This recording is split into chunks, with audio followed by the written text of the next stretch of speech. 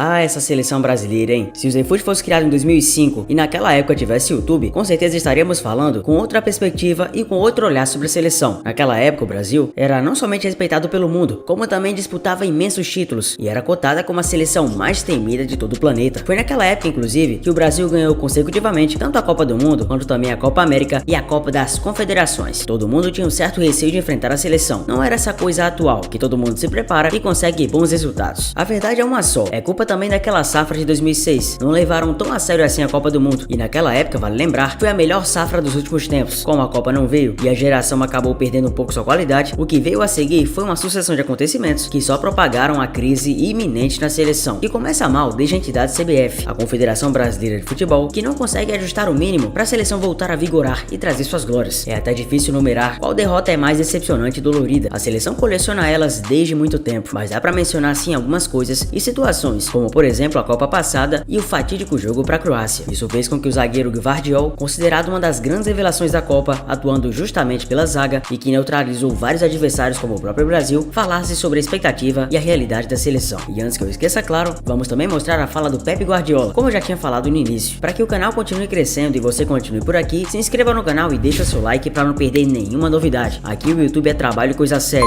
então tem vídeo todo dia para você acompanhar. Como eu vinha falando, o Gvardiol, em entrevista exclusiva à TNT Sports Brasil, atual zagueiro do Manchester City, que tá com uma grande moral, né, comentou sobre a partida e afirmou que a seleção era mais que favorita às quartas do Mundial. A Croácia naquela época chegou à semifinal da Copa do Mundo e ninguém acreditou, eliminando o Brasil. Apesar de ter sido até então finalista da Copa 2018, ninguém imaginava que os brasileiros perderiam uma vaga justamente quando enfrentariam a seleção da Argentina. O próprio Joško Gvardiol revelou que a seleção brasileira era muito favorita para o confronto. Para ser sincero, eu estava em choque depois do jogo. Antes do apito inicial, nós sabíamos que, olha, é claro que no futebol a bola é redonda e tudo é possível, mas sabíamos muito bem que o Brasil era muito mais forte que nós. Então entramos no jogo sem qualquer pressão, tentamos ser o que somos e no final das contas é preciso ter um pouco de sorte para ganhar alguns jogos, disse o jogador em entrevista à TNT Sports, revelando também o próprio sentimento dele de que não foi somente a competência que fez a Croácia passar de fase. Na ocasião, Brasil e Croácia se enfrentaram pelas quartas de final da Copa. A partida terminou em 1-1 no tempo normal, com gols marcados por Neymar e Bruno Petkovic. Rodrigo e Marquinhos perderam os pênaltis e a seleção brasileira foi eliminada, dando adeus ao Mundial do Catar. Jogador do Manchester City, Gvardiol foi um dos titulares da campanha e levou os croatas até as semifinais, quando perderam para a Argentina por 3-0. Não dá para não fazer aquela linkagem, né? Gvardiol hoje é treinado por um carinha que tem ausência capilar, mas convenhamos, compensa toda ela com sua grande inteligência e o brilhantismo fora das quatro linhas, que acaba guiando seus títulos à própria perspectiva dentro de campo. Eu tô falando do Pep Guardiola, que também concedeu entrevista exclusiva à TNT Sports Brasil. O técnico do City opinou sobre o momento sem conquistas expressivas da seleção no momento atual, mas ressalta a capacidade do país em fabricar talentos. E olha, realmente o cara tem um grande repertório e entende da pelota. Ele mencionou tantos craques que fica até difícil de mencionar num só. Se liga aí. Para nosotros, Pepe, hablar contigo es siempre una oportunidad de hablar de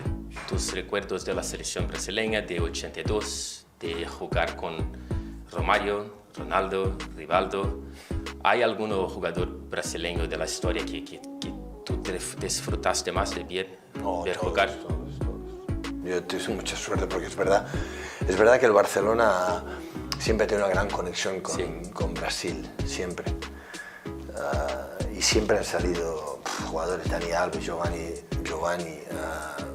evidentemente lo que has dicho, Rivaldo, Ronaldo que vino del PSV Eindhoven, ¿qué año hizo? Sí, siempre ha habido una conexión fantástica, Silvinho, también, y me dejo. Belletti. Con Belletti yo no estuve, pero luego en el Bayern de Múnich con Dante, con Rafinha, que tengo unos recuerdos fantásticos. Aquí, con Gabriel, con Fernandinho.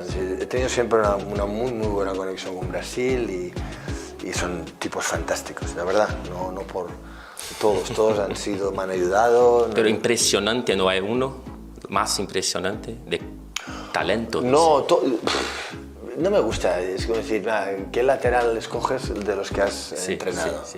Entre Dani Alves, Philip Lahm o Kyle Walker, es injusto. Sí. Todos han sido importantísimos para mí y Romário ha sido wow, y Ronaldo y Rivaldo, todos han sido jugadores fantásticos y lo demuestra jugadores que luego en la selección han ganado mundiales y han sido muy importantes para ellos.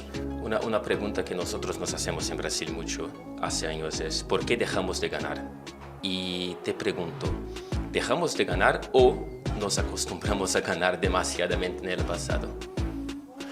Bueno, ganar 6 mundiales, creo que 6, ¿no? Sí. Ganar 6 mundiales son muchos. Sí. Pero comparado con la cantidad de mundiales que se han jugado, no son tantos. Entonces habéis perdido más que ganado. El fútbol, el deporte es así. Pero es verdad que habéis ganado más que otros. No tengo respuesta a tu pregunta, porque yo no estoy ahí, no sé qué hacíais cuando ganabais y ahora lo que hacéis, es que no lo sé.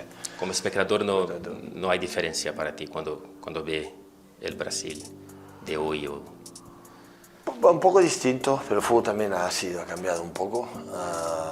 Pero es que no estoy ahí. Me gustaría, si estuviera en Brasil, viendo la Liga Brasileña, me gustaría hablar con Fernandinho y que él me pudiera decir, mira, pasa esto, hacen esto, juegan así, el problema es este o no otro el problema. Pero yo creo que Brasil siempre ha sido potencia, siempre ves jugadores, ahora se van estos jugadores y de repente aparecen 3 jóvenes de 16, 17, 18 años que son mejores que los que habían. Brasil es Brasil y siempre será Brasil, siempre. Lo que pasa ahora de que pues igual no ganen, pues lo que te decía, pues habéis ganado muchos, pero en comparación a no sé cuántas ediciones de mundiales han habido, pues também habéis perdido mais de las que habéis ganado. Aliás, é claro que o Pepe Guardiola, desde sempre, por ser grande do jeito que é muito cotado a treinar a seleção brasileira. Quem não queria treinar? Praticamente seria impossível você recusar um convite de alguém tão gigante como o Pepe Guardiola. É natural que um cara assim seja sempre muito cotado e respeitado, mas certa vez em própria entrevista à própria TNT, e aqui eu dou os créditos para a empresa que fez todas essas entrevistas, ele havia falado categoricamente que não precisávamos, porque na lógica dele já temos suficientemente safra de treinadores. Eu acho que você discorda, né? Mas olha o que ele falou. En Brasil, Tite, el entrenador, anunció que salirá después del Mundial de Qatar. Yo sé que tú tienes el sueño de dirigir un equipo nacional.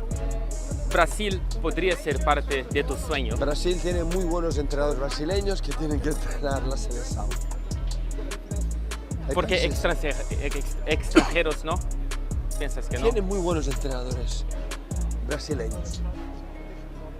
Debate cerrado. Aliás, um velho conhecido chamado Levir Coupe, que treinou várias equipes tradicionais do Brasil e hoje está perto da aposentadoria, falou na Rádio Guaíba sobre Carlo Ancelotti na seleção. Ele defendeu o tradicionalismo dos treinadores brasileiros. Olha o que ele falou. O melhor caminho não é Ancelotti. É ridículo você ser brasileiro e contratar um técnico estrangeiro. Por que nós temos o melhor futebol do mundo? Foi nos reinventando, trazendo jogadores daqui e treinadores também. Porque os melhores estão aqui. Mas aí que vem o questionamento pro Levir, com todo respeito. Se ele valoriza tanto o futebol BR, por que foi fazer carreira também fora do país? É algo meio controverso, mas eu quero saber a opinião de vocês. E aliás, falando em opinião em treinadores estrangeiros, The Special One foi cogitado aqui na seleção. Ele caberia? Se caberia ou não, não sabemos, mas a real é que a expectativa foi grande para que isso acontecesse. The Special One, devido ao seu conhecimento tático e sua personalidade controversa, ele tem atraído comparações, tanto pelos admiradores como pelos críticos, com outros treinadores lendários do passado, e é cotado inclusive para ser de fato colocado na lista de treinadores com excepcional personalidade. No Reino Unido popularizou-se como apelido que eu já falei aqui, The Special One. Ele mesmo se nomeou na sua primeira entrevista como treinador do Chelsea. Veio mais tarde clarificar em entrevista à Sky Sports que apenas tinha dito que era especial, como outros, mas não o único. Na Itália ficou conhecido como Lo Speciale, e vale lembrar, o seu currículo na Europa é vasto. Ele já conseguiu de tudo, como por exemplo uma Champions League com o modesto Porto em 2004, e foi aí também, anos depois, que em 2010, outra Champions League foi conseguida por Mourinho, só que dessa vez para a Inter de Milão. Ele vem da Escola Portuguesa de Treinadores de 1990, e ao todo já passou por clubes como Benfica, União de Leiria, Porto, Chelsea, Internacional, Real Madrid, Manchester United, Tottenham e Roma. Em poucos desses times, terminou sua passagem sem ganhar título algum. Quase sempre coloca sua passagem, sua marca de autoria. Por muitos até, é considerado um técnico ultrapassado hoje em dia, e até mesmo retranqueiro, colocando o ônibus no gol. Mas com o passar do tempo, ele vem modificando seu estilo de jogo, tentando fazer suas equipes terem uma construção mais propositiva, tentando propor o jogo em relação ao adversário. Segundo André Rocha, comentarista da ESPN Brasil, a inovação de Mourinho pro futebol foi dar inteligência à retranca. Não mais um amontoado de jogadores defendendo a própria área, mas duas linhas chapadas, quase coladas como no handball. Os 4 defensores muito próximos da compactação horizontal, distância lateral entre o jogador e seu companheiro, e nos outros 2 meias também, impedem a profundidade do adversário. Tomou esse estilo de jogo ainda mais vertical, através de passes rápidos e práticos, com pouca gente na frente para não desorganizar atrás, jogando por uma bola, fosse no contra-ataque ou nas jogadas aéreas, oportunidade para chegar no ataque com mais atletas. Porém, seu estilo de jogo pelo resultado, mesmo contendo vários vários craques de seu time é motivo de algumas críticas. Foi um dos maiores problemas, inclusive, que ele teve no Real Madrid, na época que treinava a equipe liderada dentro de campo por Cristiano Ronaldo. E o próprio Mourinho falou o que muitos interpretaram como uma maneira de colocar Ancelotti para fora da reta para ter uma chance para a seleção. Deixar o Real Madrid diante de uma possível proposta de renovação para Ancelotti pode ser loucura, ao menos é o que pensa o próprio Mourinho. O treinador português atualmente na Roma lembrou sua própria experiência no time espanhol para comentar sobre a possibilidade do italiano assumir a seleção brasileira. Em entrevista ao canal Rai 1 da Itália, Mourinho afirmou que Ancelotti é o treinador perfeito para o Real Madrid e que seria um erro italiano deixar o posto. Segundo o português, apenas um louco deixaria o time atual quando o próprio clube queria a permanência do técnico. Brasil, só um louco sai do Madrid quando o Madrid o quer, e esse fui eu, o único que fiz isso, disse Mourinho. Depois de 3 anos, o presidente e Jorge Sanchez, diretor do Real, queriam tanto que eu permanecesse, mas fui eu quem decidi. Um louco. Tenho certeza que com o menor gesto de Florentino, o Carlo vai ficar. Ele é perfeito para o Real e Madrid é perfeita para ele. Quando você tem um super treinador, por que vai procurar outro? Conhecendo o Florentino, e eu o conheço muito bem, ele é um homem super inteligente. E se você ler a imprensa, fica muito claro. Eu, como torcedor do Real Madrid, pois sim, ainda sou, mesmo saindo do clube de coração branco e como ancelotista, espero que a temporada seja fantástica e que Carlo esteja lá na próxima, porque ele é o treinador perfeito para Madrid. Mourinho treinou o Real Madrid de 2010 a 2013, disputou 178 jogos, dos quais venceu 128, conquistou a Supercopa da Espanha, La Liga e a Copa do Rei. Quando questionado sobre o futuro na Roma, o técnico declarou que a equipe é muito especial para ele e para sua carreira, mas não descarta a possibilidade de assumir outras equipes.